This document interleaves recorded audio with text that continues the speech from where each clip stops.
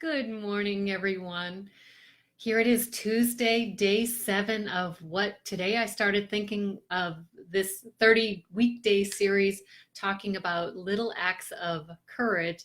So I've just in my mind started calling it Bits of Bravery. So let me know what you think of that little title for it. Today I wanted to share something that was exciting for me yesterday. Um, and how it ties into having that little bit of courage. How many times do you see an opportunity in front of you and then you talk yourself out of it? You say, "Oh, I'm not really ready for it. I don't know if I'm qualified for it." What if the person who would be making the decision just laughs at me and says, "Who do you think you are to even think that you're ready or qualified for something of this magnificent scope of opportunity?" Please tell me I'm not the only one that lets those silly inner voices hold you back. So, a few weeks ago, probably just about a month ago, in one of the Facebook groups I am in, it's for helping coaches develop their business practices, find their marketing message, who their target audience is, so they can match up with the people that they can serve the best. And in this group, once a week, we're allowed the opportunity to put out a request for help, something that we are working on, something we would like another set of eyes on to give us feedback. And one woman who has a podcast, she said, "I am looking for people to interview. I am looking for women business owners who have a story to tell." And she has put out this request in the past. And I've always said, "Oh, I'm not ready. I'm not qualified. I don't really have a business yet." This particular day, I decided I was going to say, "Let me send you an email with my story." And so I did that. And I gave her the short version of how I had started and stopped over decades to be this person that I am becoming. Someone who can help others who feel like there's something missing in their life. There's more to it.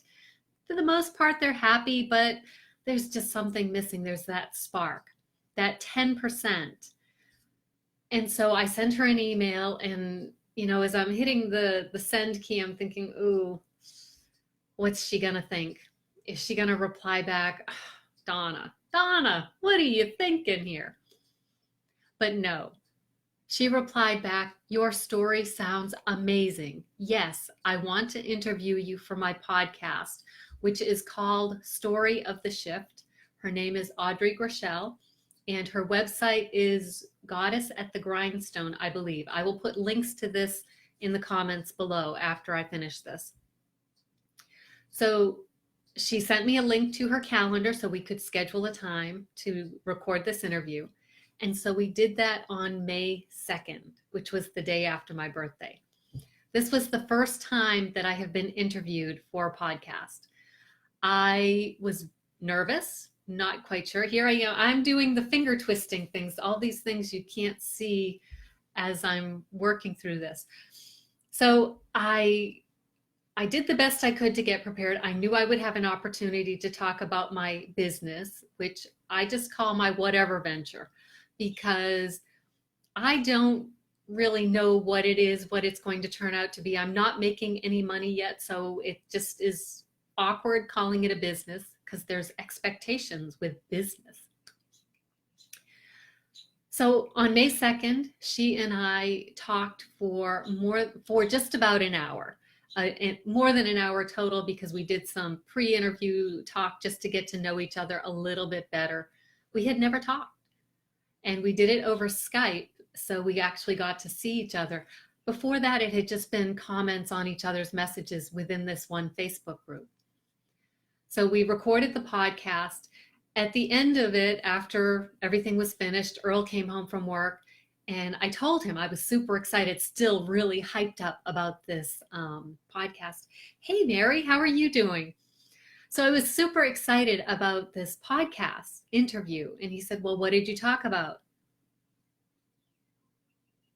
I don't know. I don't really remember. I just remember I felt really good when I was talking. Well, what kind of questions did she ask you? I don't know. I don't remember. I remember I told her this story and this story. I think I told her those stories because my nerves in the moment of that episode were so high and so jumbled. I really didn't remember what I had said. So then those fears start coming into play. Thinking, was I coherent? Did I make any sense at all? Was I rambling?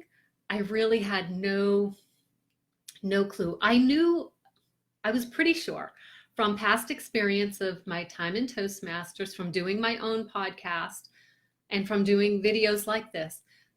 I tend to be somewhat coherent, but I do go off on my tangents. Well, yesterday that episode was published. It was released, and I was super excited. I felt like I was famous. I felt like I was on my way. It could have been the red carpet for the Academy Awards, even though that's movies and not radio, and but you know what I mean. It was a big flippin' deal. From one opportunity that I almost didn't take, one opportunity that I had seen similar opportunities and I had never reached out and just grabbed them. I had never plucked that opportunity. And as I was thinking about sharing this story, it reminded me of one of the stories that I wrote in my book, Glow. Renew your spirit, release your inner beauty. And even though it's boring, I know to watch someone read, I do just want to share this story with you. So feel free to flip to another screen and just listen to it if you want. Feel free to turn it off, your life, your choice. But this story was written all about opportunities. And I shared how picking strawberries is very much like picking opportunities. So I called it Pick Your Own. It's strawberry picking time in Maine. Signs posted at produce stands beckon people to come and pick your own strawberries. For many years, my family and I have picked strawberries during these first weeks of July. Years ago, when the children were small, we dressed them in stained t-shirts and shorts. We knew that before we left the field, faces, hair, and clothing would be sticky with sweet red juice. In those early years, Jerry and I closely supervised the children as they picked the berries. We explained that the field's owners wanted us to work up one row, both sides, and not jump around. We stressed that if the rows were picked clean, fewer strawberries would go to waste. We told the children the proper way to pick the berries so as to not to damage the plant or pull the berries off that were not yet ripe. After we explained these things, we showed them what we meant. This year, we didn't start the outing with our typical instructions. They've been hearing for the past decade. And they did, for a little while. At first, they started at the beginning of a row, carefully plucking the berries from the plants. Then Sean jumped forward. A prize strawberry had caught his attention. And then Beth did the same thing. Soon they were scanning the surface for the big, red, ripe strawberries, no longer taking time to lift the leaves to see what wonders lay beneath them. I paused for a moment, 3 berries cradled in my open palm, and watched them. They moved from one row to the next. They moved up and down, then up again. They searched, picked, and then moved on to search someplace new. "Why are you picking like that?" I asked. "Because there aren't any good ones," my son replied. I looked down at my own bowl, the bottom well covered, and me just a foot up the row.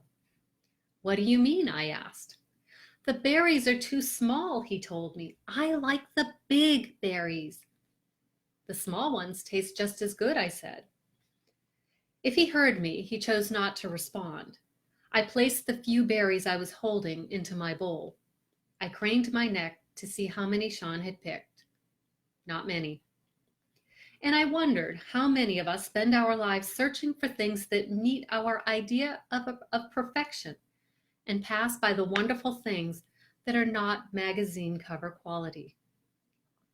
How many of us look quickly from the surface in hopes of finding a treasure, not knowing that the biggest, reddest strawberry in the field is waiting for us if we only lift a few leaves?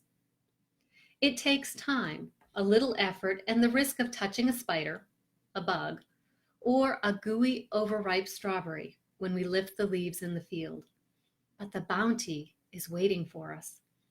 The berries may be small, but because they are close together, we can quickly pluck them and place them in our bowls. We can still search for the huge red ripe strawberry while we also appreciate the smaller, tasty fruits of the field. It didn't take long for the children to get tired of berry picking. Perhaps it's their age, their desire to be back home and playing with friends, or their lack of appreciation for the short growing season. Or perhaps they tired of searching for perfection in an endless field of strawberries and decided to give up. Are you tired of searching for perfection? Are you overwhelmed by the endless rows of opportunities in your life? Are you jumping from one road to the next, always looking ahead for something better without fully exploring what is hidden near your feet?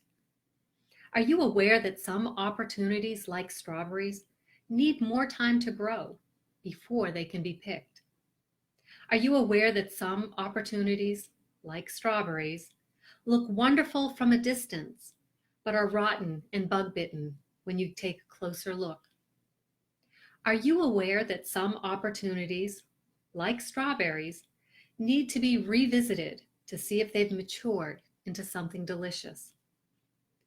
Like strawberries, opportunities are available to anyone who walks through the field and will pay the price to pick them.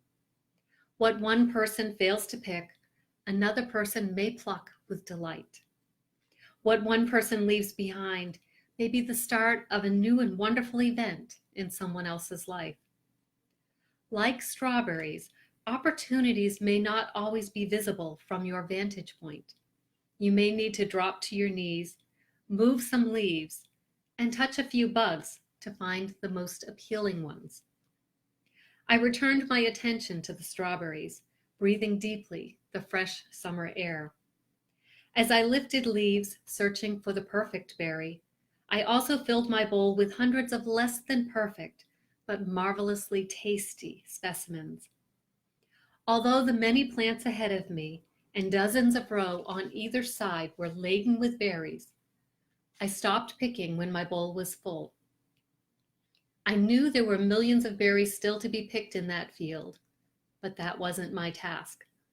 I could only hope that the next person to select my row looked closely at what lay beneath the leaves, because I am certain that I left what would become the biggest, tastiest strawberry still growing in the field. It just wasn't ready to be picked when I happened upon it.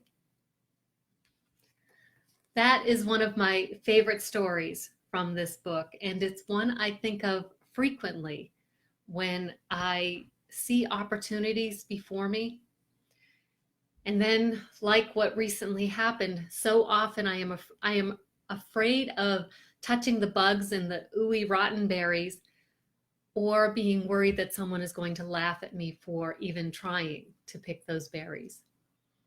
So today I encourage you, no, I challenge you.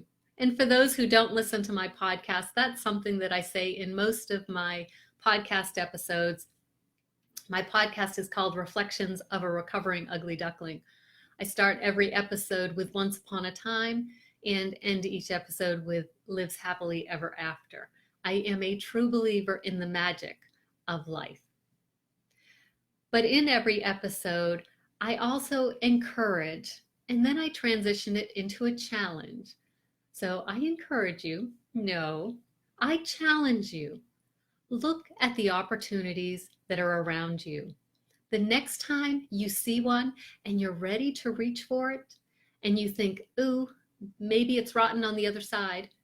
Ooh, maybe there's a spider attached to it. Reach for it anyway.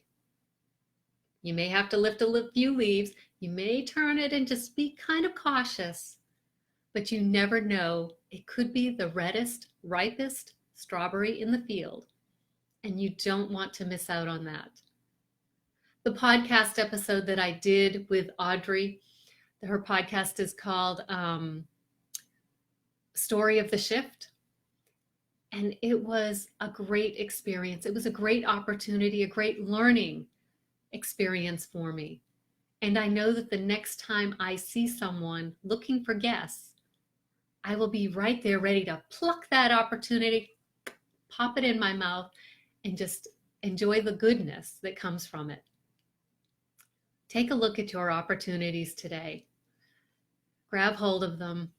Realize that not every opportunity is ready for you today, and be willing to be patient to either leave that for someone else or go back and collect it at a later time. Those are my thoughts on these bits of bravery for today. Have an amazing day, and I will see you tomorrow.